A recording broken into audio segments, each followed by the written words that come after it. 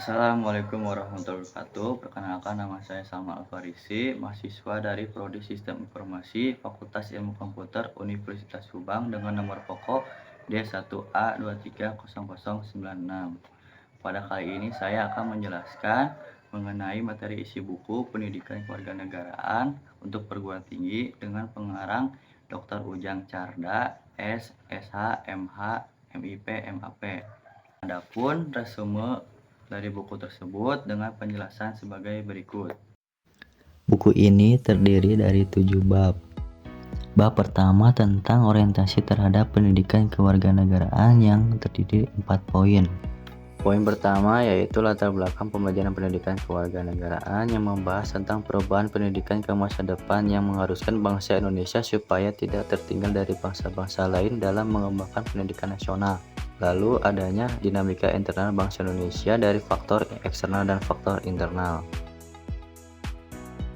Poin yang kedua ada pengertian dan tujuan pendidikan kewarganegaraan yang membahas tentang mengenai pendidikan nasional Indonesia yang berdasarkan Pancasila dan Undang-Undang Dasar 1945 yang bertujuan dapat diwujudkannya dalam kehidupan sehari-hari. Selain itu ada juga pendidikan kewarganegaraan sebagai mata kuliah yang berdasarkan Pancasila dan Undang-Undang Dasar 1945 untuk membentuk mahasiswa yang berkarakter cerdas dan terampil. Poin ketiga ada landasan pendidikan kewarganegaraan yang terdiri dari landasan ilmiah, landasan hukum, dan landasan historis. Poin terakhir ada Pancasila sebagai nilai dasar pendidikan kewarganegaraan yang memahami bahwa nilai Pancasila dijadikan sebagai pedoman dan peran dalam setiap nilainya. Seperti yang pertama, ketuhanan yang Maha Esa, kedua, muatan sila kemanusiaan yang adil dan beradab, ketiga, muatan sila persatuan Indonesia, keempat, muatan sila kerakyatan yang dipimpin oleh hikmat kebijaksanaan dalam permusyawaratan perwakilan. Yang terakhir, muatan sila keadilan sosial bagi seluruh rakyat Indonesia. Selanjutnya di bab kedua yaitu memahami identitas nasional sebagai karakter bangsa Indonesia. Poin pertama ada proses berbangsa dan bernegara yang membahas tentang asal-usul istilah Indonesia dan bangsa Indonesia, bangsa Proto-Melayu, bangsa Deutero-Melayu, dan bangsa primitif. Yang kedua ada identitas nasional yang membahas melekatnya pada suatu kelompok yang mempunyai unsur, faktor, dan sebagai karakteristik bangsa. Poin ketiga ada Pancasila sebagai identitas nasional bangsa Indonesia yang membahas digunakannya sebagai petunjuk dari semua arah aktivitas kehidupan di dalam berbagai bidang. Yang terakhir ada Bhinneka Tunggal Ika sebagai identitas nasional bangsa Indonesia dalam negara pluralistik dan sebagai bentuk identitas keragaman bangsa Indonesia. Selanjutnya bab ketiga memahami Pancasila sebagai ideologi bangsa dan negara yang membahas tentang pengertian ideologi yang mempunyai arti sebagai kumpulan gagasan, ide, keyakinan secara menyeluruh dan sistematik. Yang kedua ada makna ideologi bagi bangsa Indonesia yang mencerminkan cara berpikirnya masyarakat, bangsa, dan bernegara menuju cita-citanya. Yang ketiga ada perbandingan ideologi Pancasila dengan ideologi lain seperti ideologi liberalisme, konservatif, sosialisme, komunisme, dan farisme. Yang terakhir ada memahami makna Pancasila sebagai ideologi negara dari Persatuan Mahkamah Konstitusi nomor 100 PUXI 2013 dari pokok perkara sampai pendapat para ahli.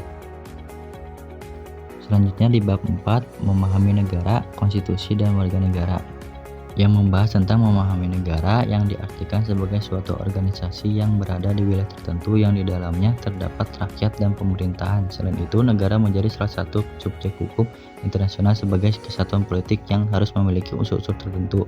Negara juga mempunyai hakikat, tujuan, fungsi, dan bermacam bentuk negara. Yang kedua tentang memahami konstitusi yang menjadi dasar mengenai pembentukannya negara dan menjadi peran dalam memberikan pedoman dan landasan bagi negara.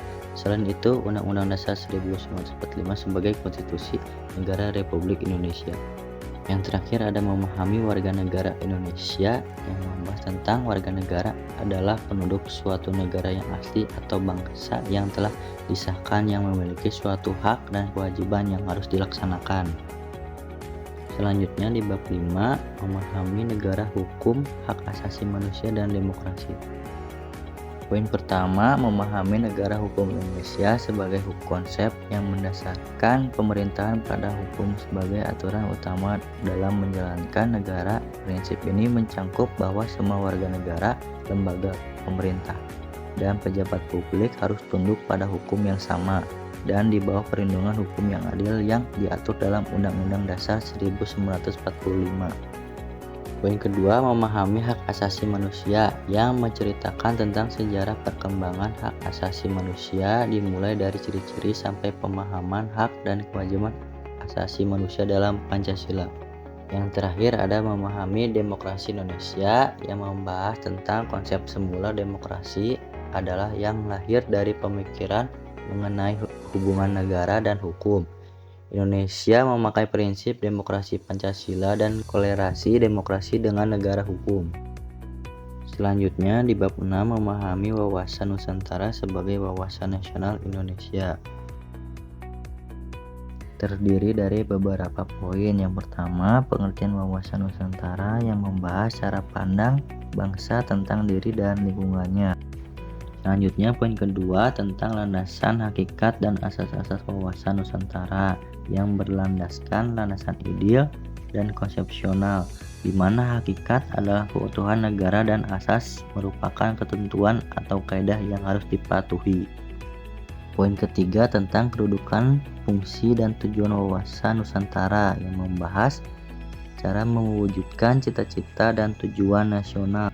Poin keempat tentang faktor-faktor yang memengaruhi wawasan Nusantara. Terdiri dari faktor wilayah sebagai ruang hidup, geopolitik dan geostrategi, dan perkembangan wilayah. Poin kelima tentang unsur-unsur dasar wawasan Nusantara yang terdiri dari wadah, isi wawasan Nusantara, dan tata laku wawasan Nusantara. Selanjutnya di poin terakhir tentang implementasi wawasan Nusantara yang membahas tentang wawasan Nusantara sebagai pancaran filsafat Pancasila. Kedua, wawasan Nusantara dalam pembangunan nasional. 3.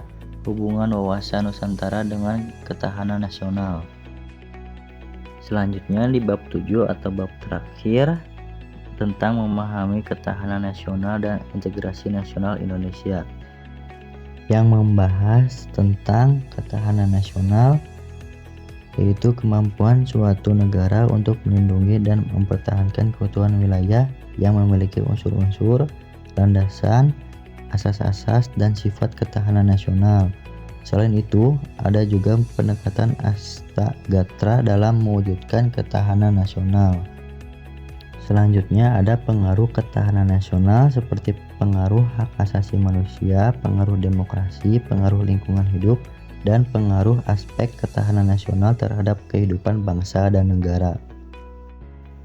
Dan yang terakhir tentang integrasi nasional, yaitu proses atau upaya untuk mempersatukan berbagai kelompok sosial, budaya, dan politik dalam suatu negara agar memiliki kesatuan yang kokoh dan harmonis dengan melakukan strategi-strategi tertentu.